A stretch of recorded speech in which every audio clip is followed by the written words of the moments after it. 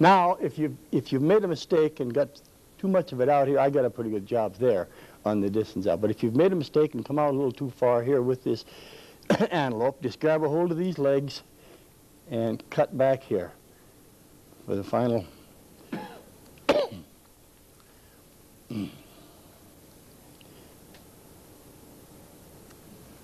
Then you come up on here, and there, and now all you got to do is put the head on.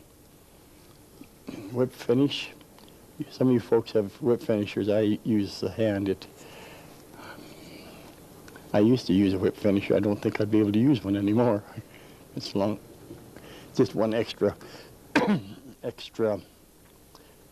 operation. You have to stop to pick up the whip finisher.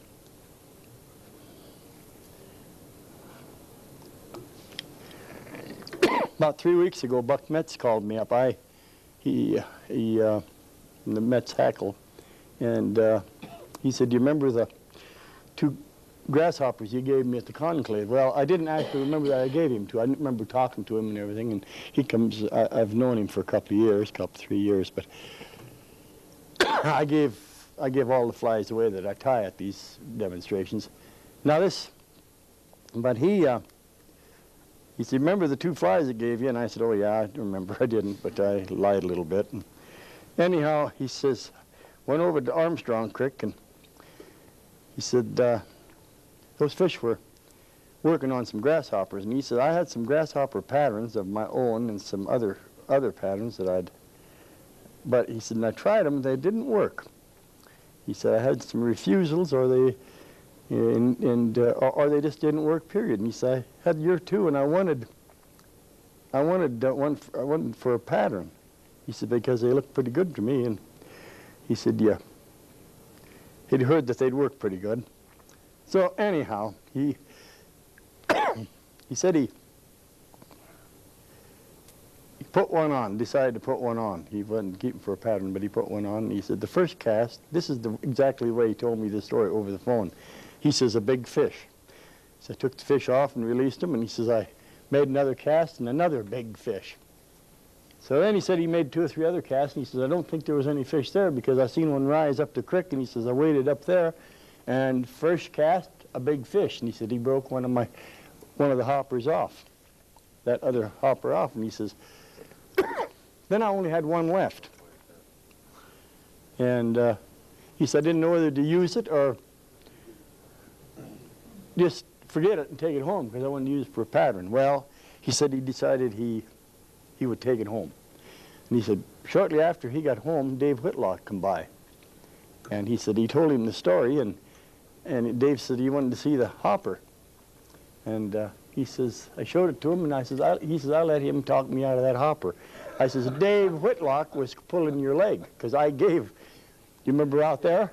I gave Dave Whitlock, and remember our photographer took a picture. I've got the picture here. Did you ever see? I showed you that picture, didn't I? Of me showing Dave how to tie these legs. Right. And I said, he was pulling your leg, and he says, God damn him. So and he said, Bing, would you tie me some flies? He says, some grasshoppers. He said, I'd like to have you tie me a few that I could fish with. And he says, I'd like one for a pattern. So I told him I would. And he says, I'll pay you, or he says, if you need any feathers. I said, oh yeah, I always need feathers. So I tied him a few, and I tied him some instructions on how to tie it. So anyhow, that's what I says, you don't have to, I don't need number 1 necks because I'd probably never use them. When they're real nice feathers, I hate to use. I'm a little scotch with it. I'd rather look at them. So anyhow, he sent me, did you see these, Bruce? Look at them. No, they're number 2s, but they're marked number 2s. Okay, back to the grasshopper. Okay, now this extended body thing, you don't actually have to have this device, but if you could have something to hold it out, of course I sell these, I'm sure. But it just makes it so it just frees both your hands for tying with. It just holds. Now this is a tinsel that I use, a gold ribbing. You can use a yellow thread. You can use a red one. Whatever suits you. But I like to use a gold because a gold is a little attractor, and it'll just shows up a little better. Now this stuff here is a foam. It's Ace bandage. You know, if you folks are familiar with Ace bandage, and the drugstores have it. I think I put it in my... Ace bandage? Ace bandage, yeah, I'll show you. Let me show you. Here, I brought some along so I could show you, folks. It comes in a roll about that big at the drugstore. You can get it at the drugstore. And here, this is the width of it right here. This is what it is. Now, you can dye it. I dye it. I've got, let's see here. Let's see that bag, will you?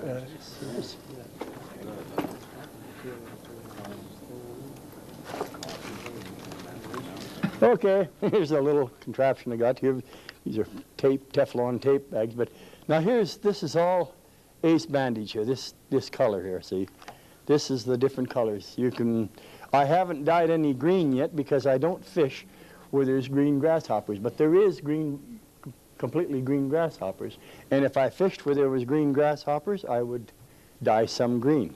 But this is what it looks like right here. Okay, I dye it whatever color I want.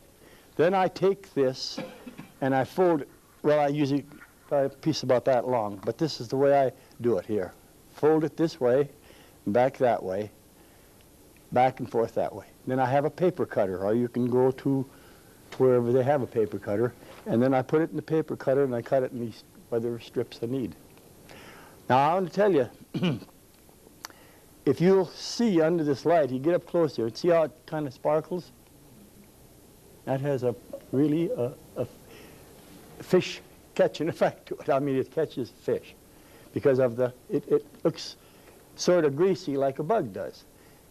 Now, people ask me if it floats well. Well, I always use mucilin.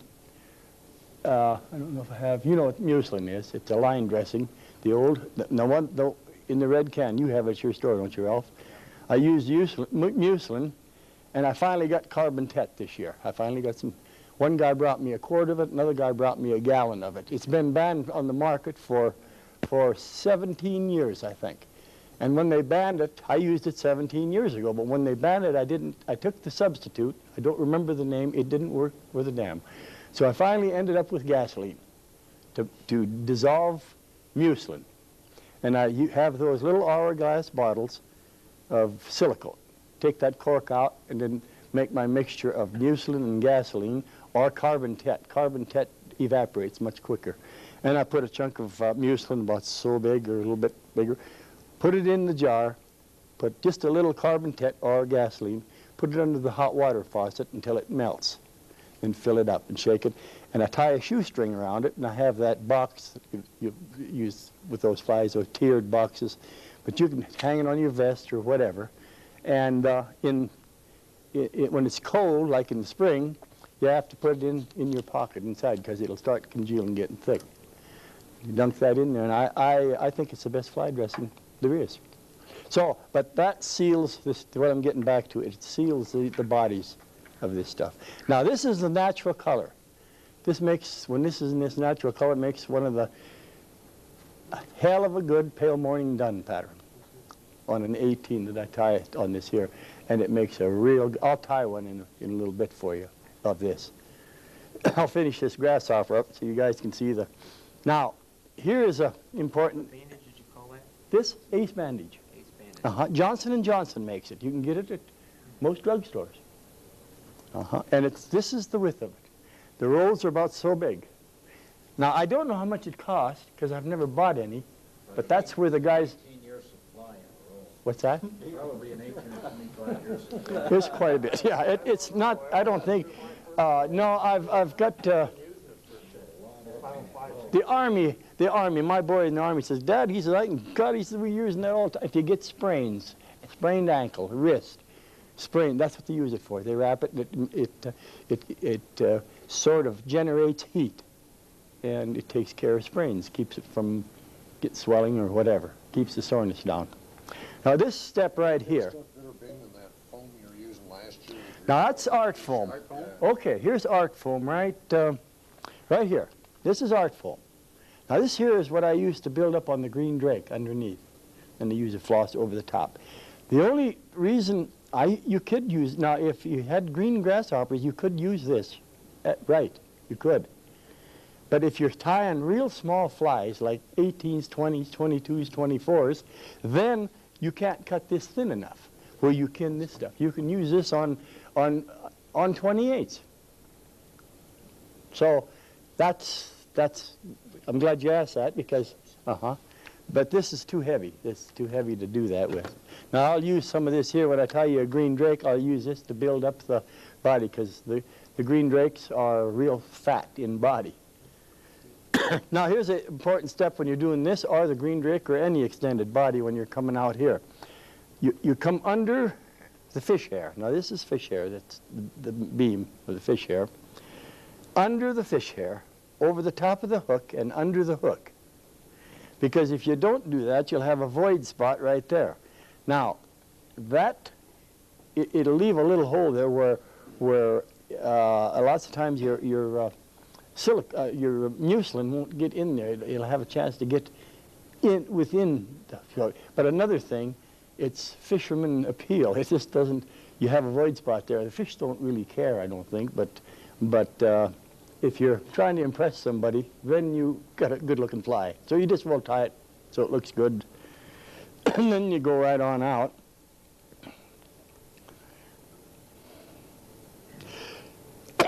Boy, I'm sorry I have to do that all the time, but I sure...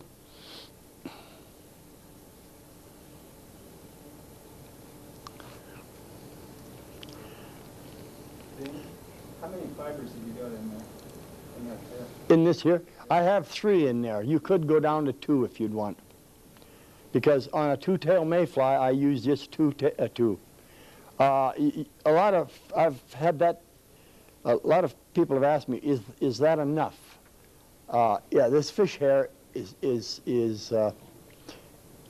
looking at it, haven't done it or anything like that. When I started out, I used horsehair because I thought, boy, I had a whole gob of it because I thought I'd have to be strong. But you can get by with 2 strands of fish hair, and it'll hold up real well. That's why when I started out this particular type of extended body, I thought sure it'd take some real strong material to hold that up, but not so. I'll tie this and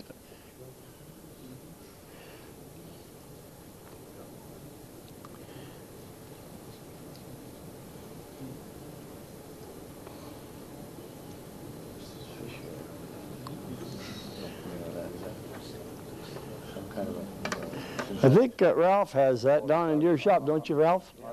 Mm-hmm. It's a monofilament. Some people call it artificial horsehair. Is that the same? What was that, sir? Some people call it artificial horsehair. Well, yeah, that might be the same thing. Another thing, I tell you what, herders used to call it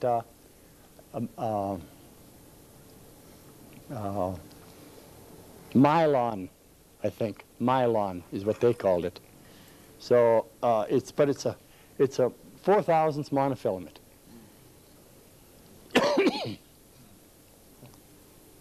Now, before I'll put these legs on, and then I'll show you how to tie these knots.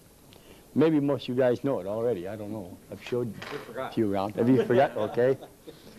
That's why we're going to video David did that. Oh, I see. I spent 3 hours trying to remember them. Did you? I invented my own method. What is your name? Never worked. Ed Treat. Ed Treat. Yeah.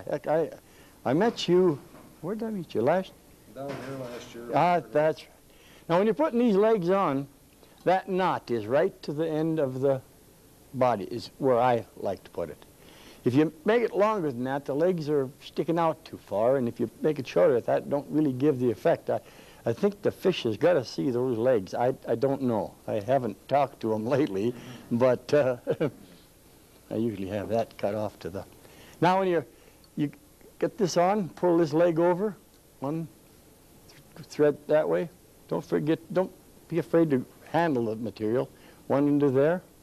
Now, I was going to stop here and show you how to tie the... The reason I done it like this is so I wouldn't have to stop and count these. Now, there's 12 segments is what I use, of the fibers, I should say. This is a pheasant. I dyed this. It's not absolutely necessary to dye it, but the yellow effect, I think... well, let me say this first. I personally think, a lot of people ask me if fish are colorblind, does color make any difference?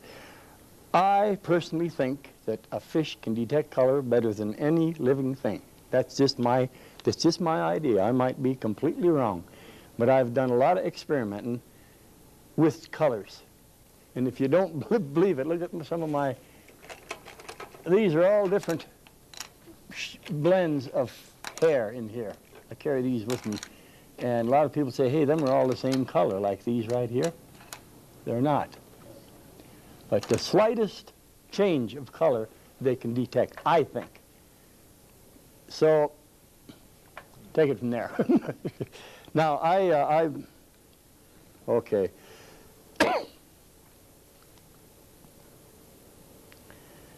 This determines the feet on the grasshopper, the length of it. You can make them that long, you can make them that short, whatever.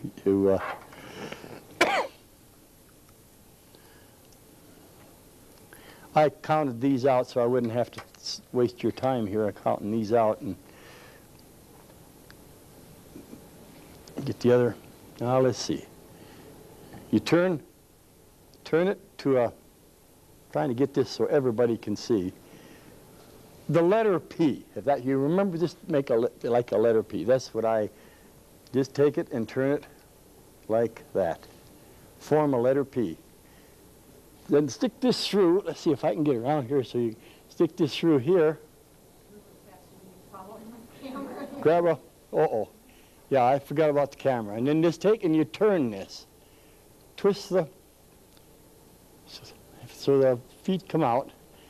And then you got the, that's the way then I tie up several of these, put them side by side, take one of these clips again, clip them together, cut it off, and I use number 527 Bond glue. This is one of the best glues I've ever found, so I'm sure there's other glues that's good, but I haven't found any yet that work as well as this. And just glue them together. And then you can just set them down and have a beer, and when it gets dry, you can put them in the box. But then we're back to this point right here again. You put them in the box, and when you go to tying, you don't have to stop and pair them up and tie the knots, and you get them all. You get pairs. I really think you'll enjoy tying flies better if you prepare your material. Kind of figure out how many flies you're going to tie for this trip you're going on, and then prepare the material before you go. I think you can tie a lot more flies, and it don't get boring if you can put a bunch of these legs together. Say this is a grasshopper, you put a bunch of the legs together. By the time it gets boring, then get on something else, on this, until that gets boring. But by the time you get through, you're ready to start tying, and it just don't take as long to tie flies, that's all. It just doesn't take as long. Okay, now this is dyed. Can I ask you a question? Yes, sir? I tried to build some of these. They're obviously not quite that pretty. What's But when I fish with them, they seem to want to bust right here. right there? Yeah. Am I screwing them up? You probably didn't, remember that one, that one step? That's probably because you probably went right on over, so that leaves a weak, that void spot. I'm talking about but I didn't add that either, but it weakens it there because it don't fill that spot up and pulls it together, see? Some of them would last forever and really be good, and others would pretty soon, the foam would start to come apart. Well, if you go over the fish hair and back over the hook and back through the hook, Then you've got all of that pulled right together, and you've got that build up right there. And that'll be a strong point instead of a weak point. Try that. I think that's probably where your problem is. Now, you don't have to use polar bear. You can use deer hair. You can use calf tail. You can use mountain goat.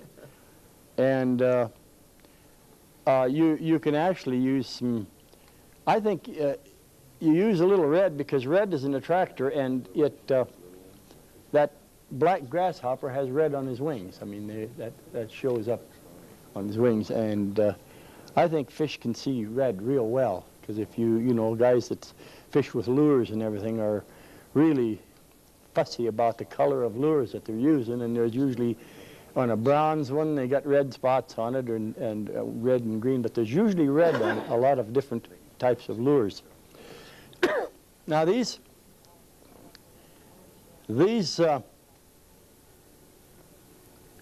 is wood duck flank. Now you can use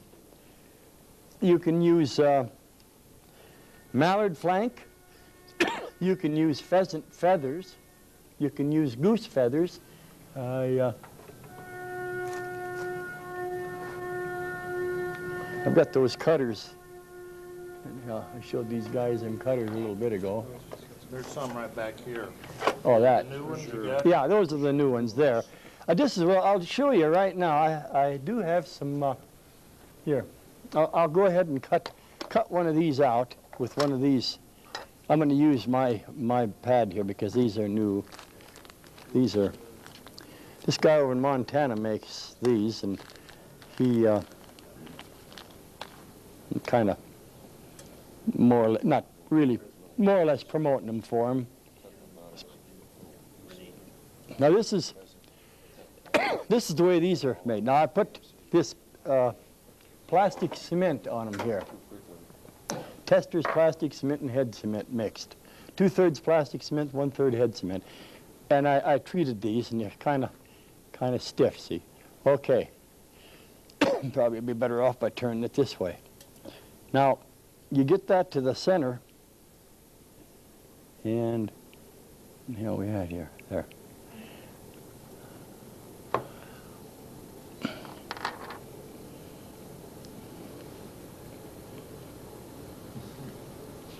But there's wing cutters. That's this. No, a guy by the name of Faust made these over in Montana. Here's mine. These are the ones I made. That's new. What's that? I'm just asking Ralph if he had something like No, these are just new. These. Yeah, we got the burners. I got 2 of them here that if you guys want to buy them, I can. He gave me one and said if you wanted to sell one, I could sell it, and then I'll send him the money if anybody's interested. He gave me another one in West Yellowstone. What were you using for the base there? This here? Yeah. Is this just an eraser? I think just one of those. Uh-huh. Mm-hmm. Just now the first one he gave me in West Yellowstone was like this, but now he's making them. This cost him too much money to make them out of wood and too many pieces. Now this protector down here, I made this at home out of a piece of. But there's like those wood ones, you can buy them from E. Hill. Well, they got a little short. Yeah, I think. It may not be the shape you. Yeah. But you can buy there. Mm-hmm. Well, this guy here is making these now, and I don't know. I think he's got a pretty good thing going there. The thing that I liked about him, he had them made a little different in a blue plastic, and I told him if you'd make them in a clear, then you could see the stem of you could look right through this thing and see where you was cutting, because if when it was colored, you couldn't tell where you was going with the center of it. So he made these, and I guess I think they'll turn out all right. And he sells these here. I think he said $5 a piece or something like that. It's pretty much for something like that, but yet. If you don't, the guy figuring on getting by. Now I cut these a little narrower I've got mine narrower cut this way.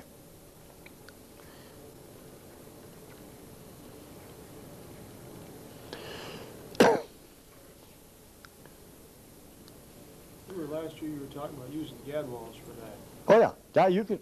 I've got some gadwall here. You said you were, said you'd like the pattern. It's got. Yeah, I do. It's quite. The only thing about gadwall, it is not quite as durable as wood duck.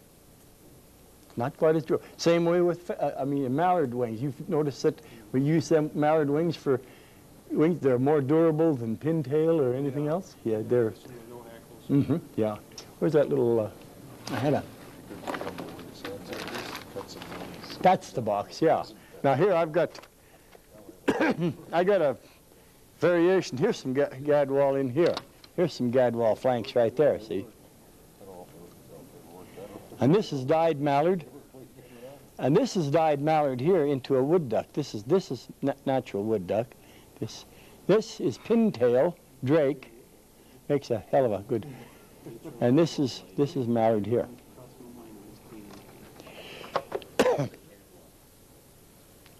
Gadwall is a small duck. Yeah, it's just a small little duck. They're an edible duck too.